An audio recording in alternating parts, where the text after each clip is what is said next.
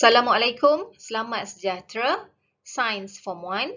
Today, we will continue to explore Chapter 6 with the subtopic of 6.3, Compound. Okay, first, let's define mixture and compound. A mixture consists of two or more elements that are combined physically, while compounds are composed of two or more elements that are combined chemically. So let's see the difference. Formation of new substances. In mixtures, no new substances are formed. For example, when sulfur powder mixed with iron filings, the components of the mixture are the same as the original substances, which are sulfur powder and iron filings. The product still sulfur and iron filings. It's just that both of it mixed together. That's it. While in compounds, new substances are formed. Again, the same example when sulfur powder mixed with iron filings and heated. The product form is iron sulfide. The compound iron sulfide is different from the original substances, which are sulfur powder and iron filings. Okay, next.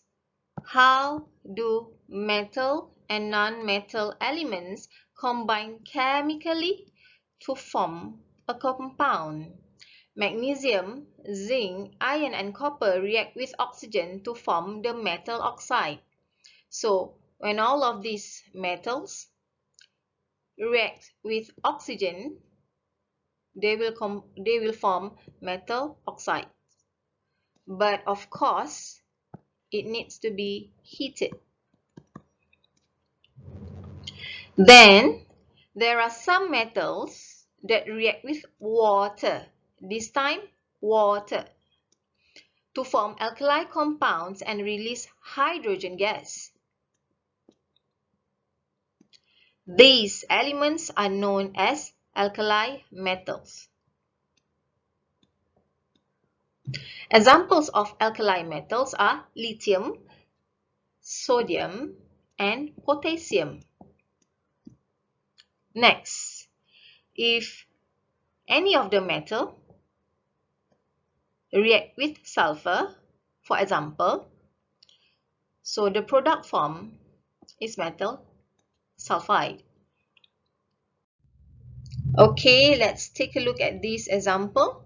When metal heated with sulfur powder, it will form metal sulfide. For example, when zinc powder, the color is silvery gray, mixed with sulfur, yellow in color, heated, new substances form, which is zinc sulfide, white in color. Okay, let's take a look at one question. The diagram shows the reaction that takes place when zinc powder is heated with sulfur powder. A. Complete the equation for the reaction above. So, the equation zinc powder plus sulfur powder heated and produce zinc sulfide. Okay, next question. What type of change took place? Remember the keyword heated. So the answer is chemical change. Heated, chemical change involved. Okay, chemical change forms a new substances that is different from the original substances. Zinc powder and sulfur powder. C. Explain the differences in the color of the substances before heating, after heating. The color of zinc powder is silvery gray, while the color of the sulfur powder is yellow. That is before heating.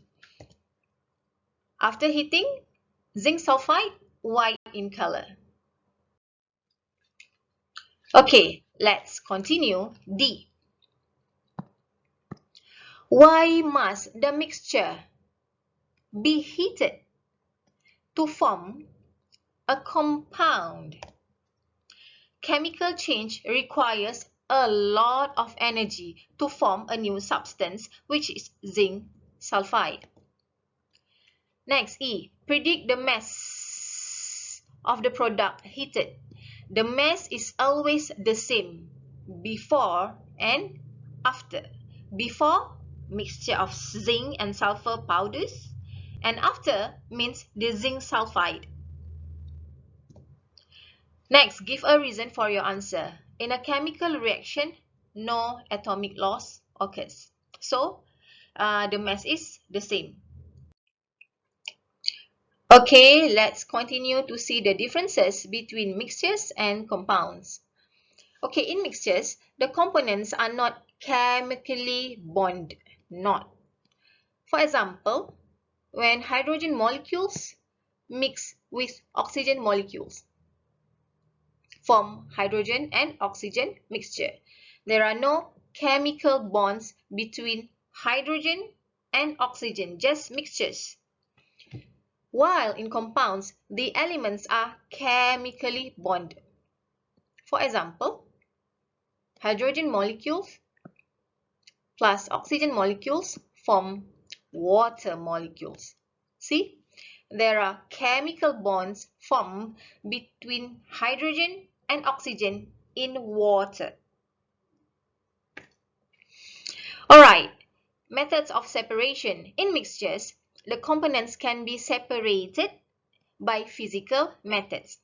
For example, when iron filings mix with sulfur powder and produce sulfur powder and iron filings mixture, the iron filings can be separated from sulfur powder by using magnet. While in compounds, the elements can be separated by chemical methods.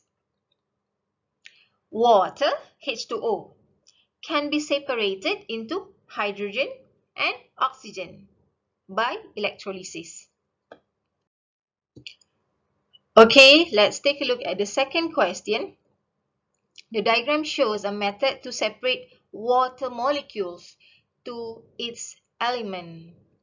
Water molecules mean H2O and separated it to hydrogen and oxygen. Okay, let's take a look at the diagram for a second. So let's read the question. What is the method shown above? So the answer is electrolysis. B. Explain how the water molecule H2O can be separated by the method above. The water molecules, again H2O, can be separated when electric current flows through the water. Okay, let's continue to read the question. C. What are the elements obtained from the method above? Remember, all elements are in periodic table. The answer, hydrogen and oxygen from water, H2O. D. Does the method involve physical or chemical change? The answer, chemical change because new substances are formed. Question E. What conclusion can be made from the activity above? For the answer, we can refer to the slides before this. Okay, let's take a look at the red arrow there, down there. So that is the conclusion. Water can be separated into hydrogen and oxygen by electrolysis. Next, here are some examples of physical change. Boiling of water, melting of ice cream, cutting of paper, slicing of tomatoes, mixing of water and flour. Next, here are some examples of chemical change: rusting of iron, burning of wood, photosynthesis, frying an egg, decomposition of fish. Okay, that's all for today. Thank you so much, everybody. Bye.